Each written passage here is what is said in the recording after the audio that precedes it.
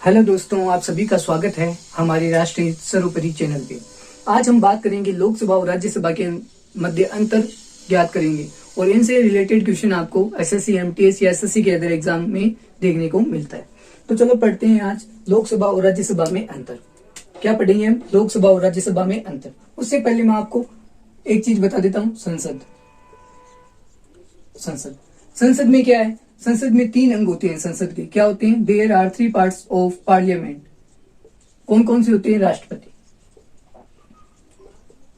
राष्ट्रपति, लोकसभा और राज्यसभा। ठीक है, इन तीनों को क्या कहते हैं?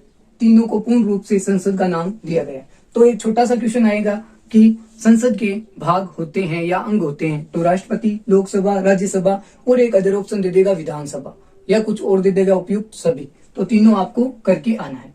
अब इनमें हम अंतर देखेंगे। उससे पहले मैं आपको बता देता हूँ आर्टिकल। तो हमारी भारत की एक संसद होगी, वो आर्टिकल है 79 के अंदर। फिर बात करते हैं राष्ट्रपति कौन से आर्टिकल के तहत है कि हमारा एक राष्ट्रपति होगा, तो आर्टिकल 52। लोकसभा की बात करते हैं तो लोकसभा क्या है? आर्टिकल 81 के अंदर। और राज्यसभा की बात करते हैं तो 80 के अंदर। तो ये छोटी छोटी चीजें आपको याद रखनी है।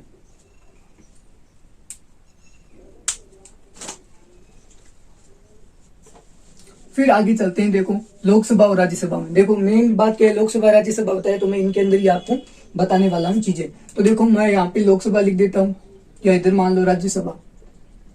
छोटा सा टॉपिक होगा राज्यसभा और इधर हो गया लोकसभा। पहले योग्यता की बात कर लेते हैं कि राज्यसभा के लिए और लोकसभा के लिए योग्यता क्या होनी चाहिए। तो दोनों में पहले तो है भारत का नागरिक हो, दिवालिया या पागल घोषित ना हो, दिवालिया या पागल न हो। ठीक है, फिर ये 2 चीजें भी इनके अंदर आती है, कॉमन है, सेम है ये चीजें। फिर बात करते हैं, देखो ये हो गई योग्यता। बाद में उम्र की बात करते हैं। उम्र कितनी होनी चाहिए सदस्य के लिए? तो राज्यसभा के सदस्य के लिए उम्र कितनी होनी चाहिए? 30 वर्ष होनी चाहिए। ये एसएससी के अंदर पूछा गया है। फिर इधर बात करते हैं तो उम्र क्या होनी चाहिए लोकसभा के लिए? तो इधर 25 वर्ष होनी चाहिए। ये चीजें आपको नोट करनी है, ये मोस्ट है। फिर बात आती है कार्यकाल की बात आती है। तो कार्यकाल कितना साल का होता है? 6 साल का होता है। और इनका कार्यकाल कितना होता है? कार्यकाल की मैं बात करूं तो इनका कार्यकाल होता है 5 साल का। लोकसभा का 5 साल, राज्यसभा का 6 साल। तो ये भी पूछा गया है। फिर बात आती है कि इनको क्या क्या करते हैं। तो ये कौन से आर्टिकल में आता है? अभी बताया था, ये आर्टिकल में आता है 80 के अंदर राज्यसभा। और ये आर्टिकल कौन से आर्टिकल में आएगा कि हमारी एक लोकसभा होगी भारत की, तो वो आएगा आर्टिकल 81 के अंदर। देखो आर्टिकल छोटा तो ये को क्या होगा? उच्च सदन होगा। क्या है ये? उच्च सदन और स्थायी सदन भी इसे कहते हैं, स्थायी सदन। अब स्थायी सदन क्यों कहते हैं? क्योंकि राज्यसभा को कभी भी भंग नहीं किया जा सकता। क्या है? स्थायी सदन क्यों कहते हैं? ये भंग नहीं होती।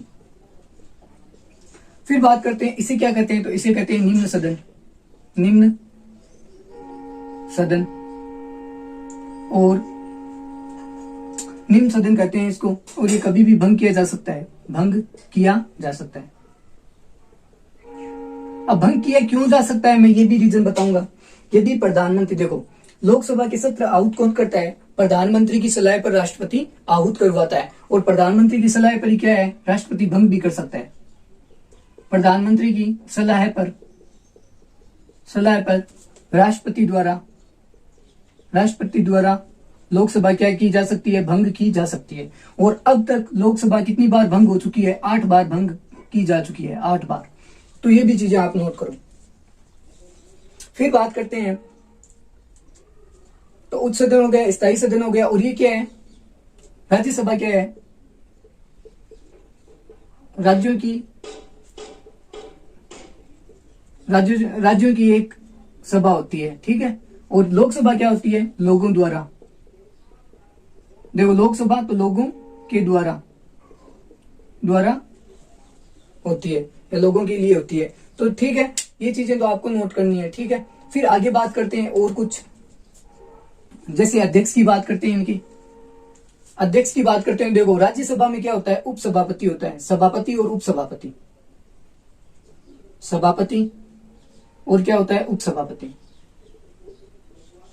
उपसभापति ये होता है। देखो सभापति और उपसभापति होता है। उपसभापति कभी भी अगर अपना पद खाली रखता है तो इसे त्याग पत्र देना पड़ेगा, ठीक है। और फिर उनमें से राज्यसभा का जो एक पैनल बैठता है उनमें से अन्य उपसभापति को चुना जाता है। देखो, और सभापति कौन होता है, भारत का उपराष्ट्रपति होता है। कौन होता है, भारत का उपराष्ट्रपति क्या होता है, सभापति होता है। ये भी आप नोट कर लो।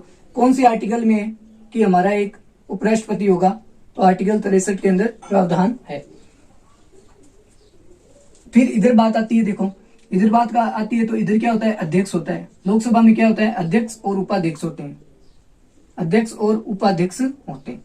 फिर बात आती है अध्यक्ष कौन थे, फर्स्ट अध्यक्ष कौन थे, तो वो थे जीवी मावलकर। जीवी ये पूछा गया, जीवी मावलकर ये पूछा गया है। और दूसरे कौन थे, अनंत साइनम, अनंत साइनम थे। तो ये चीजें आप नोट डाउन कर लो। जीवी यानी गणेश वासुदेव मावलकर ये थे अध्यक्ष। फिर बात आती है, और उपाध्यक्ष कौन थे, अनंत साइनम। फिर बात आती है उपराष्ट्रपति कौन बनता है, तो फर्स्ट उपराष्ट्रपति यानी फर्स्ट उपराष्ट्रपति कौन थे, वो होते हैं राज्यसभा के सभापति। तो देखो फिर बात आती है, देखो सभापति हो गया, शपथ कौन दिलाता है, तो शपथ कौन दिलाता है, राष्ट्रपति दिलाता है। और इधर कौन दिलाता है, तो इधर जो अध्यक्ष होते हैं वो साधारण सामान्य लोकसभा के सदस्य की तरह शपथ लेते हैं, की तरह शपथ लेते हैं। तो लोकसभा के होते हैं ना जो अध्यक्ष, वो सामान्य जो सदस्य होते हैं लोकसभा के उसी प्रकार से शपथ लेते हैं। लेकिन इनकी जो शपथ है वो राष्ट्रपति दिलाता है उपराष्ट्रपति को, जो कि होते हैं राज्यसभा के सभापति। तो ये चीजें आपको पता होनी चाहिए। फिर आते हैं वेतन भत्ते, थोड़ी बातें ये बता देता हूँ। वेतन भत्ते आते हैं, तो देखो सभापति जो उपराष्ट्रपति होता है राज्यसभा का, उनके वेतन भत्ते क्या होता है, उनका वेतन होता है 4 लाख रुपए, 4 लाख रुपए वेतन होता है, 4 लाख। और इधर भी वेतन भत्ते क्या होंगे, इधर भी 4 लाख होंगे, ठीक है, 4 लाख। फिर बात आती है, तो वेतन हो गए। फिर देखो जो वेतन हो गए, भत्ते, ठीक है, आवास दूरभाष ये सब क्या होते हैं, इनके लिए फ्री होते हैं, फ्री सुविधा होती है, फ्री सुविधा होती है,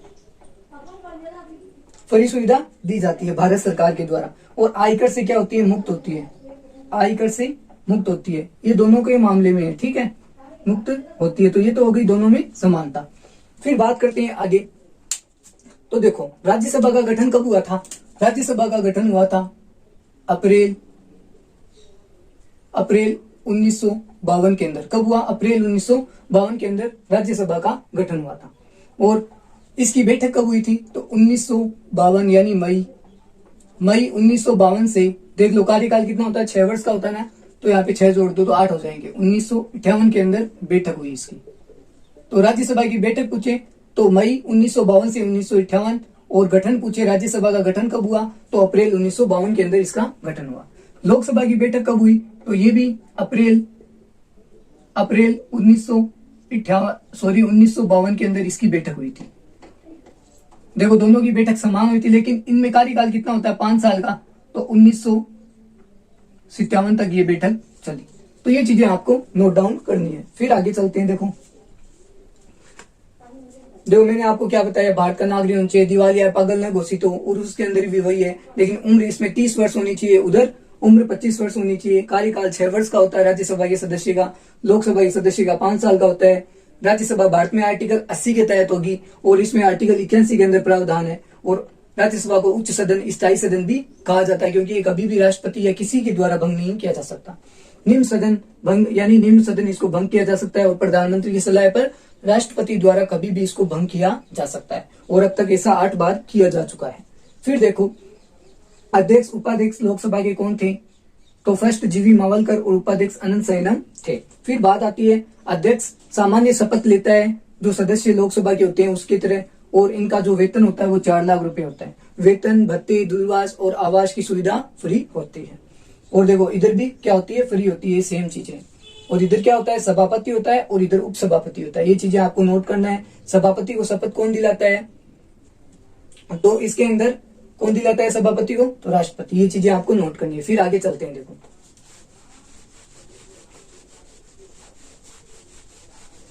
अब सीटों की बात करते हैं। लोकसभा और राज्यसभा में सीटें कितनी होती है, तो ये भी क्वेश्चन बनता है। देखो राज्यसभा में सीटें कितनी होती है। देखो गठन की बात करूं तो गठन मैंने अभी आपको बताया। राज्यसभा का गठन कब हुआ, तो ये हुआ था अप्रैल 1952, अप्रैल 1952। फिर बात करते हैं बैठक की। फर्स्ट बैठक कब हुई थी राज्यसभा की, तो वो बात करते हैं वो मई 1952 से 1958। ठीक है। फिर लोकसभा की बैठक कब हुई, ये भी नोट कर लो। तो लोकसभा की फर्स्ट बैठक हुई थी अप्रैल, दोनों का सेम है, अप्रैल 1952 से 1957, क्योंकि कार्यकाल 5 वर्ष का होता है इसका। फिर बात आती है, देखो आगे अब मैं क्या आपको बताने वाला हूं सीटों के बारे में। राज्यसभा की मैक्सिमम सीट कितनी होती है, राज्यसभा की मैक्सिमम सीट होती है 250। कितनी होती है, 250। और इधर लोकसभा की मैक्सिमम सीटें कितनी होती है, तो लोकसभा की मैक्सिमम सीटें होती है 552। कितनी होती है, 552। फिर देखो इधर क्या होते हैं, इधर राष्ट्रपति द्वारा, राज्यसभा में राष्ट्रपति द्वारा 12 व्यक्तियों को मनोनीत किया जाता है। 12 व्यक्तियों को मनोनीत किया जाता है, मनोनीत किया जाता है। अब वो किसी से रिलेटेड हो सकते हैं, संस्कृति से हो सकते हैं, शांति से हो सकते हैं, ठीक है, विज्ञान से संबंधित हो सकते हैं, जैसे शांति, विज्ञान, कला, संस्कृति आदि से रिलेटेड व्यक्ति हो सकते हैं। अभिनेता भी हो सकते हैं, इनके अंदर कौन आ सकते हैं, अभिनेता भी आ सकते हैं। और इनके अंदर आपको क्या ध्यान रखना है, इनके अंदर राष्ट्रपति द्वारा, लोकसभा में राष्ट्रपति द्वारा 2 व्यक्ति मनोनीत किए जाते हैं, 2, जिन्हें एंग्लो इंडियन कहते हैं, एंग्लो इंडियन कहते हैं। ये चीजें आपको पता होनी चाहिए। ठीक है, ये तो हो गई सीटें। और अभी अधिकतम के बाद है, अधिकतम तो 250 है, वर्तमान में कितनी है, प्रेजेंट में सीटें अभी राज्यसभा की सीटें कितनी है, तो वो है 245 सीटें अभी वर्तमान में है। और वर्तमान में इधर बात करें तो वर्तमान में इधर कितनी सीटें हैं, तो इधर आपकी है 545 सीटें वर्तमान में अभी है। ठीक है, ये चीजें आपको पता होनी चाहिए। और 530 किसके लिए है, ये है राज्यों के लिए। और बची कितनी बाद में, बस राज्यों की आप इतनी चीजें याद रखो कि राज्यों के लिए 530 है।